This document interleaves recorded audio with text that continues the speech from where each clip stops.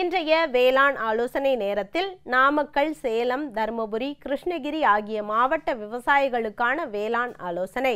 தற்போது கிடைக்கின்ற மழையை பயன்படுத்தி பருத்தி சாகுபடி செய்யும் விவசாயிகள் புதிய நீண்ட இழை பருத்தி ரகங்களான சுரஷா மற்றும் சுபிஷா ரகங்களை தேர்வு செய்து சாகுபடி செய்வதால் அதிக வருமானம் பெறலாம்.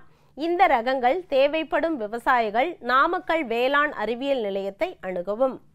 அடுத்து வரும் நாட்களில் பெய்யும் மழையை பயன்படுத்தி உழவு பணியை மேற்கொண்டு கடைசி உழவின் போது 1 ஏக்கருக்கு 100 கிலோ வேப்பம் புண்ணாக்கு இட்டு சாகுபடி மேற்கொண்டால் படைப்புழுவின் கூட்டுப்புழுக்களை அழித்து மக்காச்சோள பயிரை இளம் தருணத்தில் பாதுகாக்கலாம். காய்கறி சாகுபடி செய்துள்ள விவசாயிகள் காய்கறி நுண்ணூட்ட கலவையை லிட்டருக்கு 3 முதல் 5 கிராம் என்ற அளவில் கலந்து இலைவழி தெளிப்பாக பூ மற்றும் காய்பிடிக்கும் தருணத்தில் தெளிப்பு செய்ய வேண்டும். ஆடுகளுக்கு தீவன தேவையை பூர்த்தி செய்வதற்காக தென்மேற்கு பருவமழை காலத்தில் வேளாண் காடுகளை உருவாக்க குறிப்பாக மரங்களை இத்தருணத்தில் நடலாம்.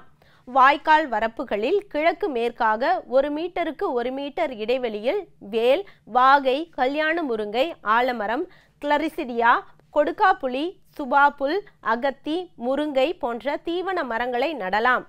மர வரிசைகளுக்கு இடையே அதிக இடைவெளி கொடுப்பது நல்லது.